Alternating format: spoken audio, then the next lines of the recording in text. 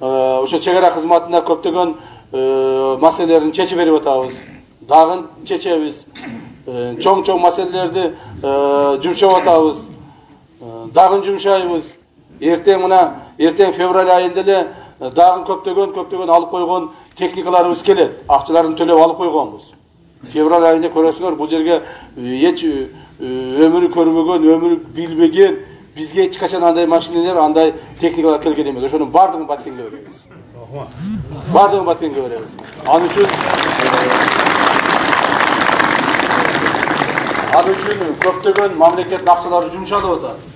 Мамлекет ал акчаларды каяктан алып атат? Урдап алып аткан жок. Бирөөдөн карыз алып аткан жок. Бирөөдөн суранып аткан жери жок. Өз күчүбүз менен кылып атабыз. Баарын өз күчүбүз менен кылып атабыз. Мамлекеттин тарыхында биринчи жолу, урматтуу туугандар, биринчи ирет мамлекет жылды ашыкча акча менен бүтүрдү. Ар дайым билесиздер, мамлекет жылды бүтүргөндө 20 миллиард жетпей калды, 15 миллиард жетпей калды, 30 миллиард жетпей калды деп отурушчу эди. А быйылкы жылды биз 2021-жылы бюджетти толук бойдон аткардык, плюс ашыкча аткарып, ашыкча акчабыз калып кетти. Кыргыз-тажик чек арасында учкучсуз аппарат колдонбоо макулдашылды. Кыргызстандын улуттук коопсуздук мамлекеттик комитетинин төрагасы Камчуек Ташиев менен Тажикстандын УКМКсынын башчысы Саймумин Ятимов эки өлкөнүн күч түзүмдөрүнө чек арада учкучсуз аппараттарды колдонбоону тапшырышты.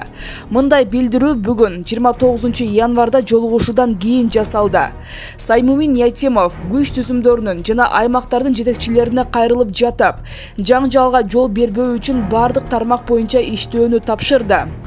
Ушундай жол менен гана тынчтыкты жана достукту камсыздап, мамилелерди өнүктүрүүгө шарт түзө алабыз, деди ал. Ал эми Камчуек Ташиев билдиргендей, Саймумин Ятимов менен бир дагы учкучсуз аппарат чек арада учпай турганын макулдашты. Алар учпасын жөнөкөй адамдар кое бербейт, балким чек ара кызматы, коргоо министрлиги, ИИМ, туура эки тараптан тең мындайды токтоткула, деди Ташиев. Бүгүн 29 январда Баткен районундагы Кызыл Бел унаа жолу көзөмөл өткөрмө пунктунда Кыргызстан менен Тажикстандын делегацияларынын жолугушуусу өттү.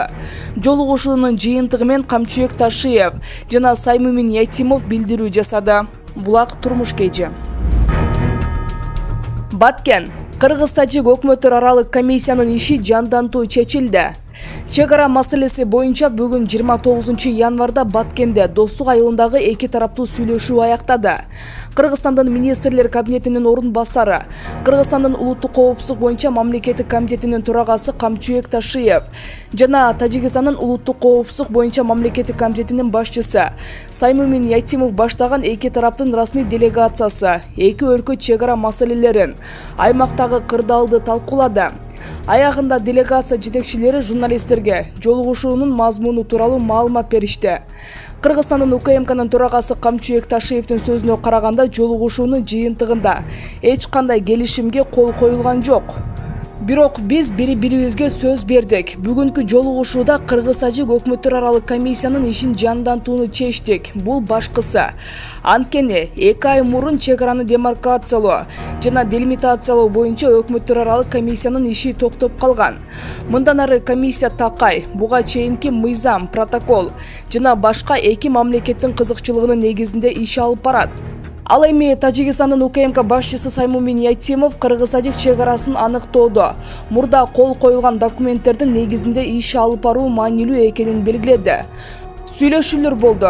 Биз чек ара маселелерине байланыштуу бардык маселелер тууралуу сүйлөштүк. Биз тарыхый документтерге жана кийинки паритеттик комиссиялардын ишинин натыйжасына кол коюлган келишим протоколдор эске алынышы керек деп эсептейбиз. Тагыраагы биз 2020-жылдын 1-майында кабыл алынган номер 39 протокол тууралуу сүйлөштүк. Бул өтө маанилүү документ. Биз туура 8 күндөн кийин бул протоколдун негизинде ишке киришебиз. 8 күндөн кийин паритеттик комиссия ишин баштайт.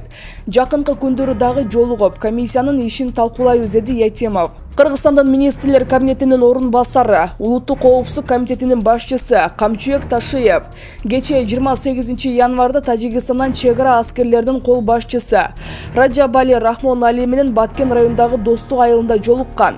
Эки тараптын делегациясы чек арага тартылган кошумча күчтөрдү, каражаттарды кайра артка алып кетүү жана чырдын себептерин биргелешип иликтөө жөнүндө макулдашкан.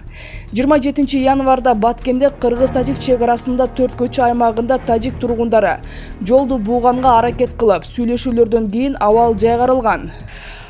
Бир аздан соң тажик тараптан башка аймакта чыр дөбөдө ок атылганын Кыргызстандын чек ара кызматы билдирген. Кыргызстан муну тажик чек арачыларынын атайын жасалган чагымы деп атаган. Тажик тарап Кыргызстанды айыптаган. Кыргыз-Тажик чек арасындагы атышууда жалпысынан 12 кыргызстандык жаран жабыркаган. Тажикстандын Ховар маалымат агенттиги жаңжалда 2 тажик жараны мерт болуп, дагы 10 адам жараат алганын, анын 6 аскер, 4 жай тургун экенин жазган. Өзүбүздүн жерди, өзүбүздүн элди акыр аягына чейин жакшынака кылып коргоп калганга азыр мүмкүнчүлүгүбүз түзүлдү. Бардыгы бар, Кудайга шүгүр. 1 жылдын ичинде мүмкүнчүлүк түзүп алдык.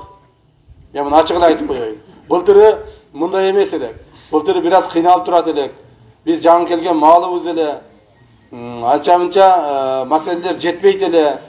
Аны өткөн жылда болгон конфликт эле көрсөттү. Өзүңөр деле көрдүңөр. Азыркы маалда Кудайга шүгүрбүз. Кудайга шүгүрбүз. Бардыгы жетет, бардыгы бар.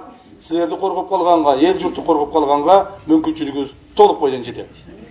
Толук бойдон жетет. Мындан бияка дагы болот. Мына кече күнү эле жанагы айрыкча биз погран служба жөнүндө сүйлөйбүз. Себеби дегенде погран служба ушул иштерди кылат. Ошо чек ара кызматына көптөгөн маселелерин чечип берип атабыз.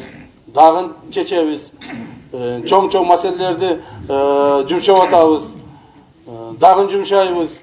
Эртең февраль айында эле дагы көптөгөн алып койгон техникаларыбыз келет. Акчаларын төлөп алып койгонбуз.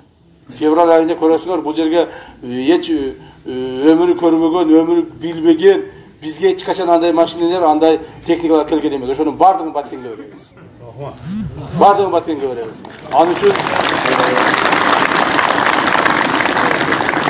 Ал үчүн көптөгөн мамлекеттин акчалары жумшалып атат. Мамлекет ал акчаларды каяктан алып атат? Урдап алып аткан жок. Бирөөдөн карыз алып аткан жок. Бирөөдөн суранып аткан жери жок. Өз күчүбүз менен кылып атабыз. Баарын өз күчүбүз менен кылып атабыз.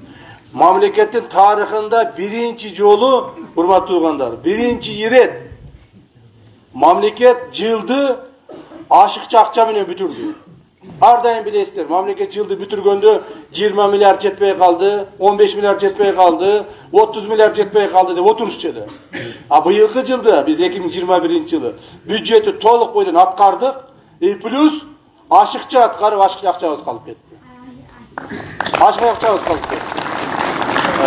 Аткарганда дагы ошол мурда болуп көрбөгөндөй, мурда билесиздер, мына тартып алдыңар, болду. Силер кичине туруп тургулачы, пожалуйста.